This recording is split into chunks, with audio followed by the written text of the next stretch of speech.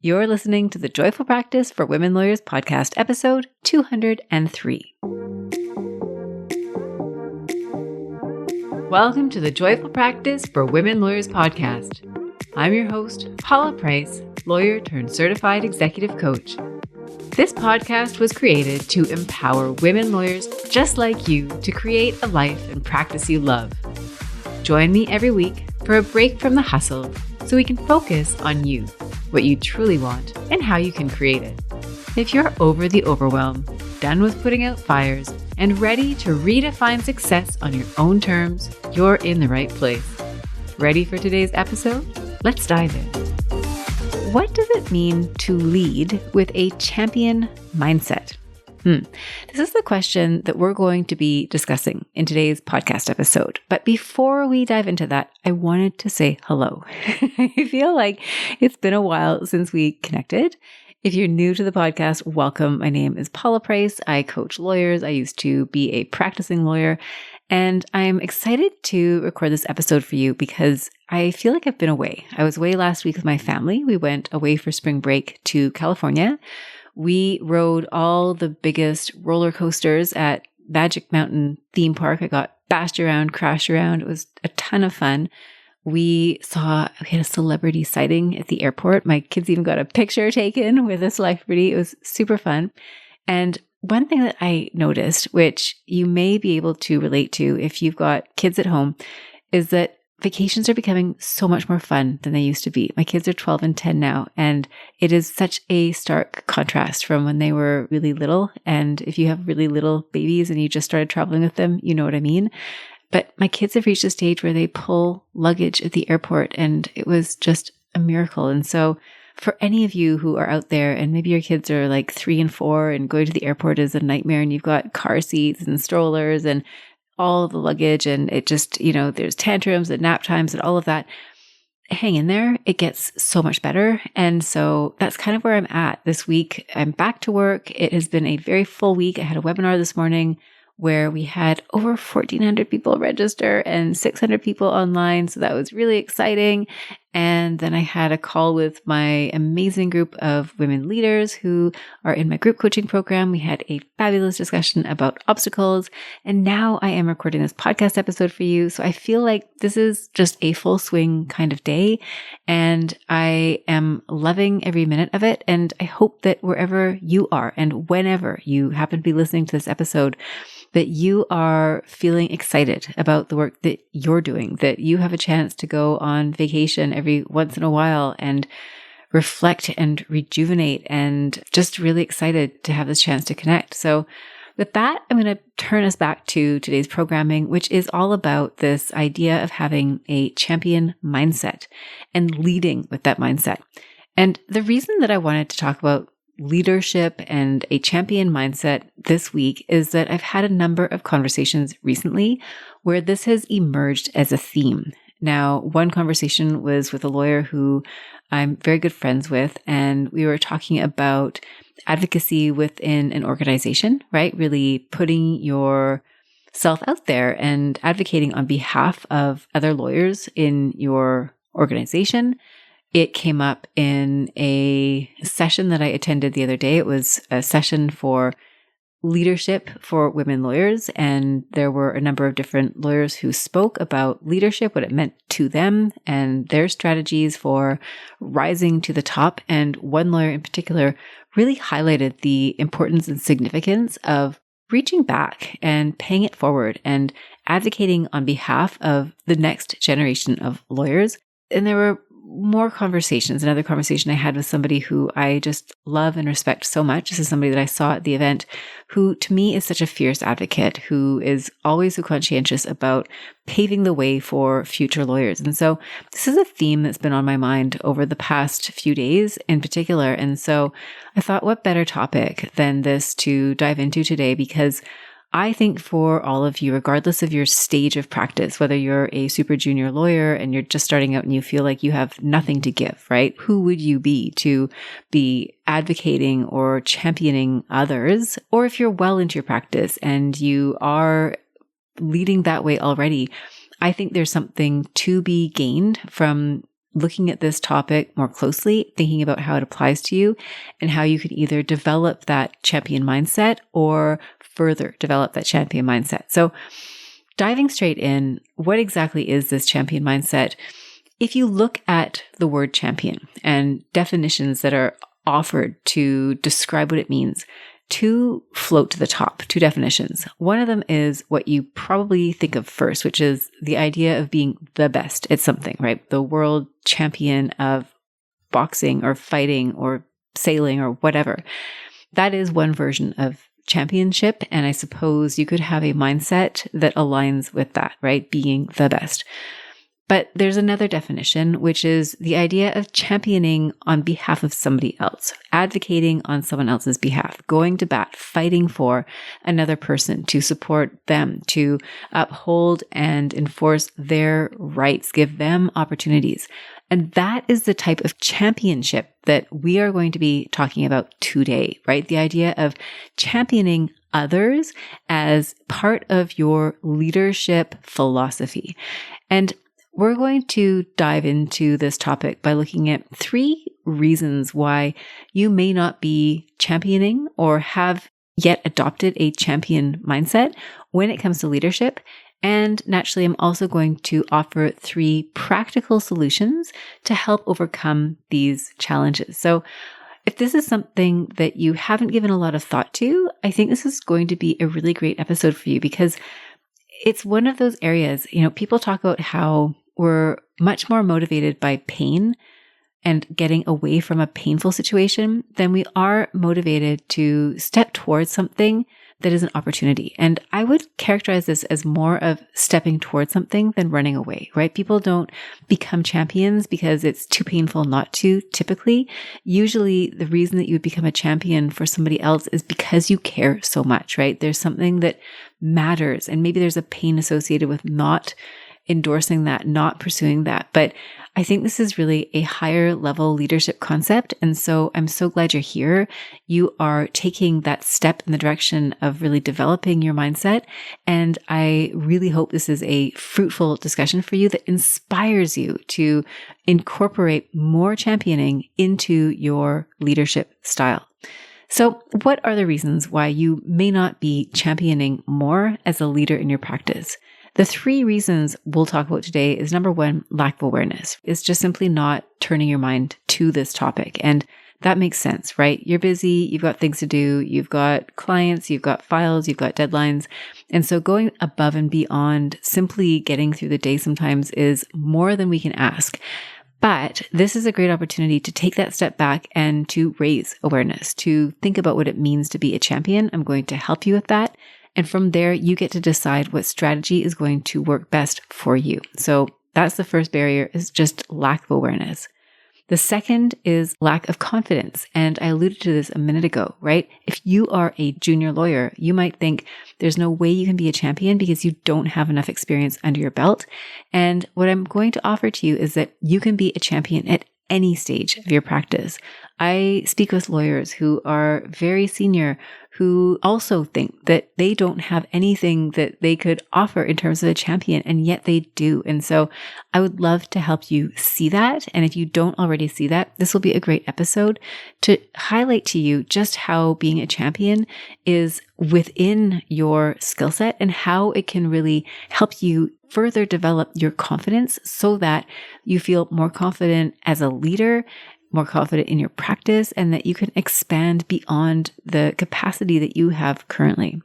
And then the third reason that may be a barrier to championing others is the cultural context that you find yourself in. And there are organizations, firms that just simply departments even that don't necessarily have a culture of championing others. And so you may simply not be doing it because it would go against the grain. And so I've got a few thoughts in terms of what you might do there as well. So with that, we're going to dive in to champion mindset, beginning with that first obstacle, which is a lack of awareness. So the first step in terms of adopting a champion mindset is to figure out what that means for you, right? To raise your awareness around what championing means. Now, I've offered this idea of advocating on somebody else's behalf, right? Fighting for somebody else. And so you might ask yourself what that looks like in practice. And chances are there are already a number of ways in which you are already acting as a champion. And as I go through my list, I want you to think about your list and give yourself a pat on the back for the things you're already doing that maybe you aren't even aware of. So being a champion can be small acts. And by small acts, I mean relatively simple. It doesn't cost you a lot. Giving encouraging feedback, right? If you are working in an environment and there are people around you who are taking on challenges, who are working hard, who are doing difficult things, taking on tough cases, having difficult interactions with clients, they're going to court, they're stitching deals together, they're doing the late nights, they're doing the behind scenes work that nobody's really giving them credit for. You can give people that feedback, right? When you encourage others, you are lifting them up, and the feedback that you give them might just give them that energetic boost that they need to get through the day. So it can be as simple as that. Other ways of championing, sometimes it's standing up for somebody, right? This applies particularly if you're in an organization where you feel like maybe somebody else didn't get treated very well. You saw something and you didn't like it, didn't sit well with you. And so you might be able to stand up for that person. Maybe you have a conversation with them, simply acknowledging what it is that you noticed, right? That somebody spoke to them in a way that didn't seem very respectful, and that you noticed it and you don't think they deserved it, and that you're there for them, right? It could be taking it a step further, taking it to HR. It could be speaking to the person who you think maybe was engaging in the problematic behavior. It can be reporting bad behavior, right? This is especially important if you are a more senior lawyer and you see more junior lawyers in your organization who are being mistreated by lawyers who maybe are more senior to you.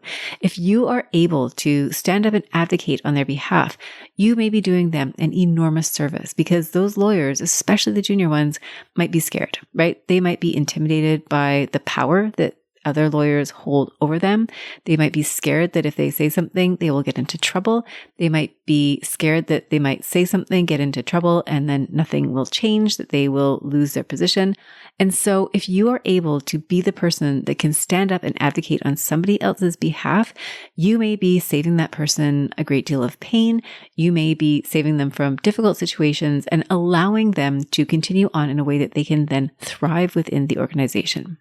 Your way of championing somebody might be to help them find a job. I have done this many times myself. I did it when I was practicing as a lawyer. I do it as a coach, of course, but helping somebody find a new role, right? It might mean reaching out to some of your contacts. It might be taking them out to lunch and having a chat with them, figuring out what they're interested in, giving them some ideas in terms of how they can go about their job search in a way that will be fruitful. So that is a way that you can support them, champion them, help them move forward. You might put them forward for opportunities. So I know I've had this experience as a lawyer. I've had this as a coach, frankly, where people who are in your field, in your area of practice or expertise, maybe it's somebody internally within your organization, maybe it's somebody who brings you on as a client. I mean, I've even had this happen where people who are interviewing you, right? They see something in you and they offer you suggestions. So here, what I would encourage you to think about is who in your constellation of associates and colleagues where you have some degree of authority, where are opportunities that you could create for other people? Other ways you can champion somebody is to help them grow their network. So you can make introductions. I remember one of the lawyers that I used to work with, he did it was the most magical introduction. I will never forget it. We were walking to court one day. We were getting very close to the courthouse, and we bumped into a group of his, I guess, former colleagues or people that he knew. And he introduced me in the most enthusiastic fashion. Hello, gentlemen. I'd love for you to meet my colleague, Paula Price. And the way he said my name, I felt so important. And so can you do that for the people that you work with? Can you introduce them in a way that showcases them, that makes them feel important, that helps them expand their network, that helps them build their reputation within the legal community? Mentoring is, of course, a natural part of championing. And so if you're able to help lawyers navigate difficult situations, if you can teach them some substantive and technical skills that they can incorporate into their practice, all of that is great. What you want to be doing is instilling confidence in these other lawyers, whether they're junior to you or your peers, and sometimes they may even be senior to you, but you want to build them up, right? Give them that energy, give them that confidence so that they can move ahead, so that they can develop their skills, so that they can fully realize themselves professionally. And then lastly on my list, I have sharing your experiences. Sometimes what people really need to see is that they're not alone. I see this often in my coaching practice, especially when I have a coaching practice that involves group coaching. So I group coach with women lawyers, I group coach with junior lawyers, and without exception, what I have heard in terms of feedback is that it is so refreshing and validating to hear other people share their examples, because even if it's not exactly the same thing that you're going through, chances are there's some element that you can relate to that normalizes something that might have felt different for you, right? You might have thought, I'm the only person who struggles with imposter syndrome, or I'm the only person who gets nervous before going to court, or I'm the only person who doesn't like going to networking events because I feel like I'm not going to say the right thing. And when you hear somebody else say it and it sounds like it could have been your words, it is so validating and so empowering. So if you as a senior lawyer can tell a more junior lawyer something about yourself, an obstacle that you've overcome, something that you've felt, or whatever it happens to be, you may then become for that person a role model. You might become the inspiration story, the piece of validation that they needed to feel good about themselves moving forward. So I've gone through a list of what I think championing can mean. I think it's also important to rule out what championing is not. So shaming somebody into doing better, no. This is an old school approach to pedagogy. I think as a millennial, or no, I'm not a millennial. What am I? A Gen Xer. I think that I was raised in the time where this was considered to be a really effective teaching style. And I can recall this was in France actually. I spent a year abroad as a nanny and I took a French course there. I was learning French in this program and I had a very strict instructor, and she had this practice of announcing all of our grades to the entire room. And I was fine. I'd been through French immersion through my own schooling. And so I don't think I ever had anything to be embarrassed about, but for some of the people in that room, they did. And she didn't care. The instructor just kind of went on and, it was shame. And I'm not trying to disparage the French. I love all things French, but that was a method of trying to help people do better by shaming them. Parenting was similar, right? Well, Paula, why can't you be like Jenny down the street? Jenny unloads the dishwasher every night, and Jenny would never be unkind to her sibling, and Jenny this and Jenny that. So this kind of shaming and comparing, I think people used to think that was effective and good and appropriate, and that was the best that they knew. But what we now know is that shaming is not the most effective way to create productive and healthy, well-adjusted professionals. And so let's not do that as a method of misguided championing. And if you need more on that topic, what I would suggest as a resource is Mindset, a book by Carol Dweck. She's an American psychologist who talks about the growth mindset versus the fixed mindset. I think the shaming, the perfectionist culture is really encapsulated in a fixed mindset culture, right? Where you believe that your skills are limited and you're kind of attaching yourself to this idea of perfection, not wanting to take risks because you don't want to be judged. You don't want others to judge you. You don't want to judge yourself, etc. Relative to a growth mindset where what you're really doing is embracing effort and looking at growth from a much more positive space. So that's probably a good resource if that's something that you want to learn more about. So again, going back to what we're talking about here, what championing somebody else is not, it's not shaming them into doing better. It's not dumping work on them with no resources. Again, I can think of so many examples at law firms where you hear these heroic stories about how just dumped whatever it was on their desk and they had to figure it all out. And, they were in tears all night, but lo and behold, they managed to come through and the client was successful or whatever. I suppose that's, trial by fire, learning to sink or swim. Maybe that's an effective strategy. I don't recommend it. This may be how you were raised as a lawyer. And so you think that's the way to do it. But if you didn't like it yourself, then maybe it's not something to be repeated, which kind of goes into my next point, which is kind of more of a catch-all, which is the idea of giving junior lawyers the same poor treatment you may have received as a junior. So again, if you feel like the way that you were raised or mentored, and I use that term loosely as a junior, it may have created you as the lawyer that you are today, but I want you to really question whether or not the approach that worked for you is one that you want to repeat and model for others. And then finally, championing is not doing the work for somebody else. And I can see how that would be tempting, right? You want somebody to look good in front of others. And so maybe you're helping them out a little bit more than you ought to. And so, it's kind of like the pendulum shifting or swinging from, leaving them out on their own and hanging them out to dry versus doing everything for them. You don't want to do that either. So the champion threshold is somewhere in the middle. And so just bear that in mind as you're thinking about what it means to be a champion. And these are suggestions. These are ideas. Again, going back to your own practice, going to the people who are in your immediate environment. What would championing them look like for you, right? Is it giving feedback? Is it setting up opportunities for people? Is it making connections? Is it bringing them along on the files that you're running? So it's going to look different for everybody. So you want to personalize this. Now, I also decided to look up championing through ChatGPT because why not? ChatGPT has some pretty interesting ideas sometimes. Here's what came up in my search.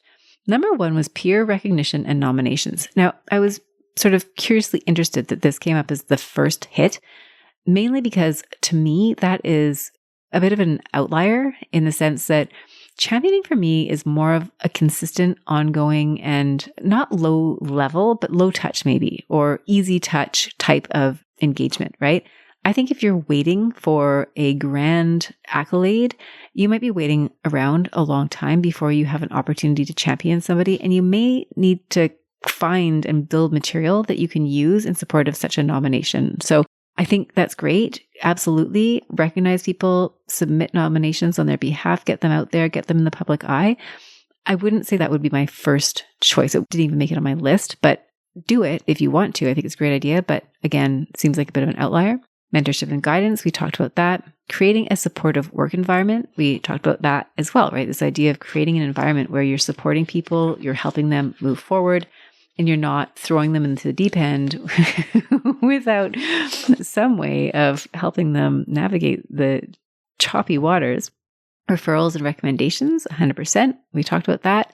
Collaboration and sharing resources. So that's a really great thing to think about as a champion, right? And that probably falls under the category of helping others with skill building and your network, right? If you know that a junior lawyer is doing their first examination for discovery, if they're prepping witnesses or they're running their first trial or they're doing something for the first time or an early time in their career, take them out for lunch or stop them in the hall or visit in their office and strike up a conversation, right? You might be surprised at the questions that they might have and how easy it can be for you to offer some guidance and some mentorship on the fly. And then lastly, ChatGPT talks about public endorsements and testimonials. And again, is this sort of the bread and butter of championship?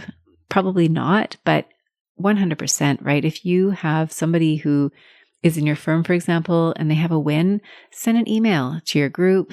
If it makes sense, send it to the firm.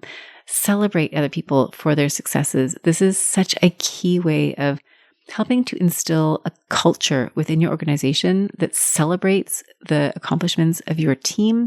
It's a way of encouraging people to do more of this. It's a way of showing appreciation. People often aren't going to go off and have a crazy successful trial and then come back and tell everybody at the office about it. They might, but not everybody will. And so be the advocate for them. Be the person who's willing to showcase how great they are. They might be a little bit embarrassed. Sometimes people are embarrassed, but deep down, I think they will truly appreciate being acknowledged for the wins that they've had. That was tip one, right? The barrier being you may simply not be thinking about being a champion. So here are some ways that you can be a champion, ranging from simply giving some positive feedback to nominating somebody for a peer recognition award. And so you get to decide what championship will look like for you, but I encourage you to get into the practice of doing it. So that brings us to the second obstacle, which is lack of confidence.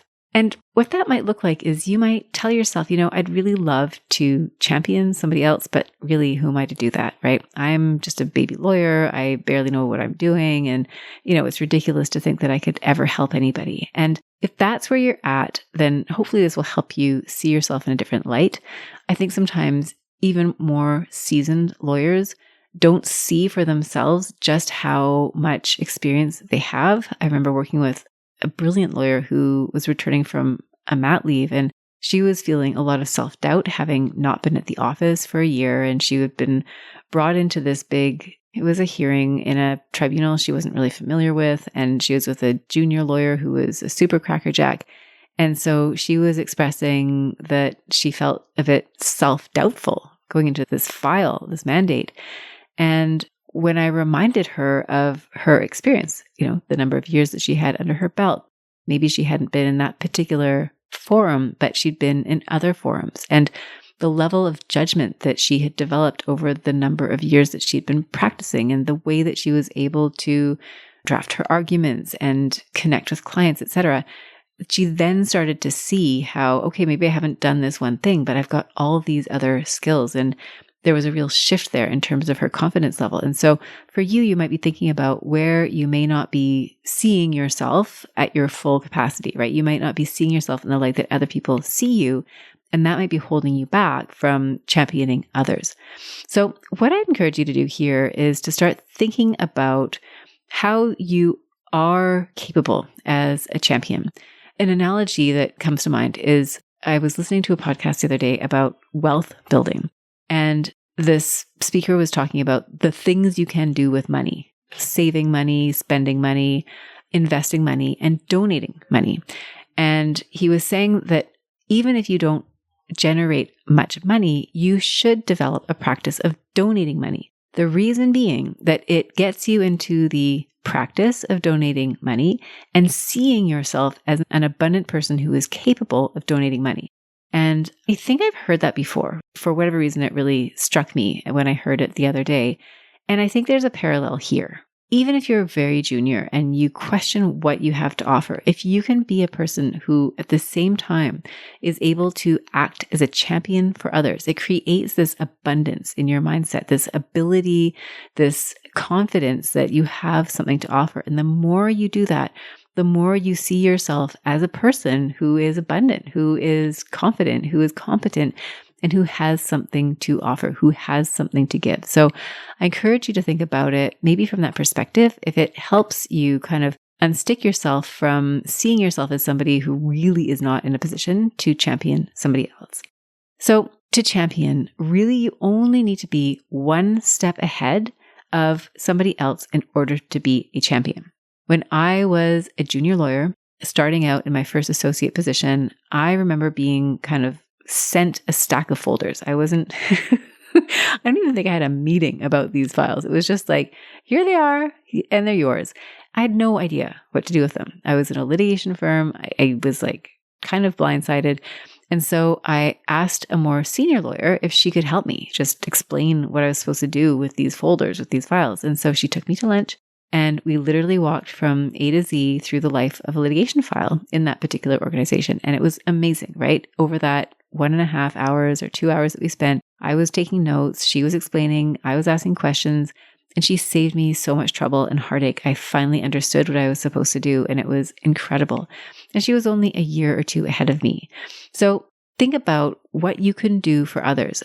In that same role, I then went on to do the same for people who were junior to me, right? When a new lawyer came in and they had their first small claims file, I would help them with it. They had a settlement conference hearing. I would meet with them before, say, hey, here's what you can expect. And basically paying forward the favor that others had paid to me and helping other more junior lawyers by just saving them the pain, right? I wasn't doing it for them, right? Kind of going back to the first point.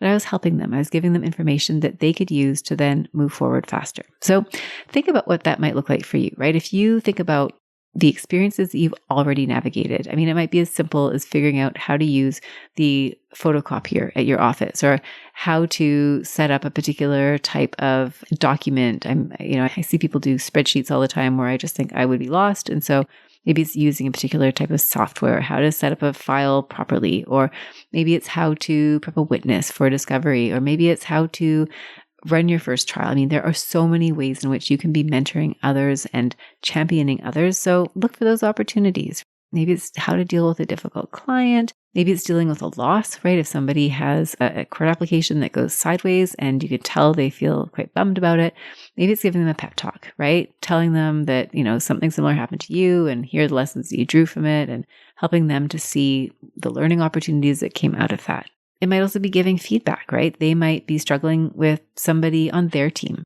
Maybe it's a junior lawyer and they're trying to figure out how to work with their assistant and they're not doing a very good job of it. So maybe you're going to help them figure out how to deliver feedback in a way that is respectful, that helps them to build the relationship and get the results that they are looking for. So that is obstacle number 2, is you may not see yourself as somebody who is in a position, who has the influence or authority to be a champion. And I'm here to tell you that no matter what stage you're at, you have it in you. And so I would love to see you create those opportunities and to adopt that persona of champion. And what you'll find, right, going back to that wealth analogy, right, the more you give, the more abundant you're going to feel. The more you champion, the more confident you're going to feel championing others, the more confident you're going to feel about your own skill set. And you've probably heard that the best way to learn something is to teach something. So the more you're teaching, the more you're explaining, the more you are building up your own skill set. So all great reasons for you to be adopting that champion mindset. So the third obstacle is if you're immersed in a culture that stifles championship, you may not think to champion others. You yourself may not feel confident to champion others, and you may hold back because championing others would feel risky to you, right? It would go against the grain of the culture that you're in. And unfortunately, there are work environments like that, right? Sometimes it's an entire organization. Sometimes it's just one department within an organization. Sometimes it can be just one lawyer within a department, within an organization. And so here, the first question that I would invite you to ask yourself is, do you want to be there, right? If you're in an environment where you feel like the culture is one that doesn't support championing others, do you want to be there for the long term? And the answer may be, you know what, it's not perfect, but I get to do law here that I wouldn't get to do anywhere else. Or mentorship is not ideal, but I'm learning so much, it's worth it to me. So there may be reasons to stay in an environment like that, but it may also be that role has run its course for you, and maybe there are other places for you that would be a better fit. So just throwing it out there is, do you want to be there in the first place? And if you decide that the answer is yes, then the next question to ask yourself is, how can you be the change that you wish to see? Yes, I believe I'm quoting Gandhi there, but it's true, right? What is it that you want to start doing that would be different, that would be aligned with what you want to set as the example, the way that you want to champion others, right? What have you experienced that you don't want others to experience? And instead, what is it that you want to create for them? And what I would encourage you to do here, and I say this because I've seen this happen with a number of lawyers, is that if you yourself have been raised in a way where you had really difficult bosses or mentors who were really hard on you, it was a sink or swim mentality, you feel like you really had to prove yourself time and again, what you might find is, number one, you may have a really harsh internal dialogue, that internal narrative.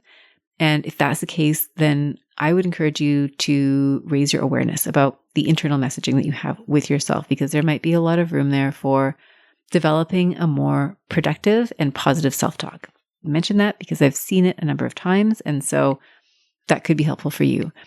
The second thing I've seen is that when you are raised that way, sometimes unconsciously, even if you didn't like the way that others treated you when you were more of a junior lawyer, you unconsciously adopt the same habits, the same practices. So if somebody was hard on you, you in turn are hard on your juniors. If somebody was really judgmental with you, you are really judgmental with others. And so notice when you are giving feedback, notice when you're mentoring, notice when you're delegating.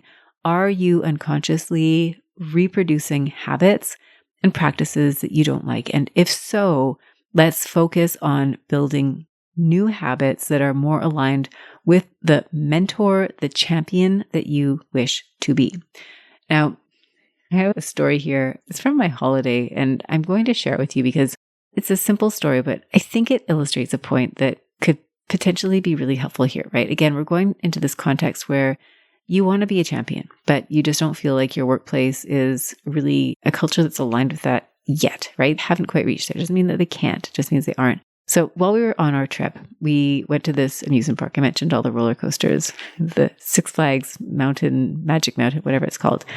And so in the afternoon, we took a break and each of my children got one of these frozen lemonade cups, right? It was $10 US, which is like $15 Canadian for a cup of frozen sugar water with maybe some lemon squirted into it. And my son's lemonade was like how it was supposed to be. It was kind of soft-ish, so you could take your spoon and scrape off the top and eat it, which was refreshing after a day of being thrown around in roller coasters under the hot sun. My daughter's lemonade was frozen with a very thick layer of ice on top. So with the spoon, you couldn't really scrape anything off. You were kind of just stuck with this frozen flat surface of ice. And it looked like the contents had frozen, melted, and then frozen again. So I'm sure you've seen that before. Not great. And at $15 for a small cup of it, thinking, forget it. So I looked at my daughter and I thought, this isn't really fair. Here they are, my son and my daughter. My son is 12, my daughter's 10. And she was fine with it, right? She wasn't going to send me back to get her a fresh one. And I think she even said, Mom, you don't want to be a Karen. And I just didn't think that was right? I thought, well, I could tell her to just suck it up and eat it. What difference does it make? It'll melt eventually and then it'll be fine. But I didn't want to do that. I actually wanted to make a point out of getting her something better. And so I took her frozen lemonade and I went down to the kiosk and there was a young man who had sold them to us. And I explained to him how, my son and my daughter each had one of these frozen lemonades and my son's frozen lemonade was fine and my daughter's was not fine. And he kind of stared at me with a frown on his face and, well, that's just how they are. They're all the same. And I said, no, they're not really the same. And could I have an exchange? And he grumbled. But then he said yes. And he gave me a fresh lemonade cup and I took it back up to my daughter. I peeled it off the lid and sure enough, it was way better, right? It was, the right consistency. And I did that for a few reasons. Number one, I wanted my daughter to feel like she was worth the fight, that she didn't have to just suck it up and have this crappy frozen lemonade thing, that she was worth making the effort for, that I was willing to go to bat for her and get her a better lemonade. I did it because I wanted to model the type of behavior that I think I would like my children to have. The willingness to advocate on somebody else's behalf when you see something that is unfair, right? You could just say, yeah, well, I guess life's unfair and sometimes your lemonade's going to not be what you want. What about if you were to go ahead and try to advocate, right? Make that change. So I wanted to do that. I wanted her to feel like she could do the same thing, whether she's doing it on behalf of somebody else or whether she's advocating on her own behalf. She doesn't have to take the crappy lemonade. She can go and get a much better one. I also wanted to model that it's worth it. And I said that to them because, they were throwing this Karen thing back at me. And I said, it's worth it to me, right? If this guy at the park wants to call me a Karen because I've gone and advocated for my daughter and gotten her a better frozen lemonade, it's worth it for me. So I share this story because it's a relatively simple story. It's a relatively simple example that translates into work cultures, certain work cultures. You might be in a position where you feel compelled to call out bad behavior. And maybe that's something that is hard to do. And, there might be political reasons not to, but there might be reasons to do it. And so maybe thinking about, what you're willing to take on, right? Who are you willing to be in that moment? What would be important to you about stepping into that position as advocate on someone else's behalf to call out an injustice that you see and fairness that you see? I think in a practical environment where you are actively advocating on behalf of somebody else in an organization, in many cases, you will be creating such a huge impact on that person's confidence, right? If I think about examples of lawyers that I know who have worked in environments where they just aren't being treated particularly well, it can undermine their confidence in a way that can really hold them back significantly. And so if you can be the person that steps in and spares them from taking that beating to their confidence, you might be doing them such an enormous service. And so it's a really good, compelling reason to consider being that person, to consider advocating on their behalf. And finally, if you think about your work culture, right? Are you willing to be the Karen, right? And not everybody is willing to do this, and it's not wrong if you don't want to be called, the equivalent of the Karen in your workplace, but are you willing to put yourself out there for what you think is right? And I'm not saying that you should or that you shouldn't, but I would strongly encourage you to entertain the question so that you are making a conscious decision either way.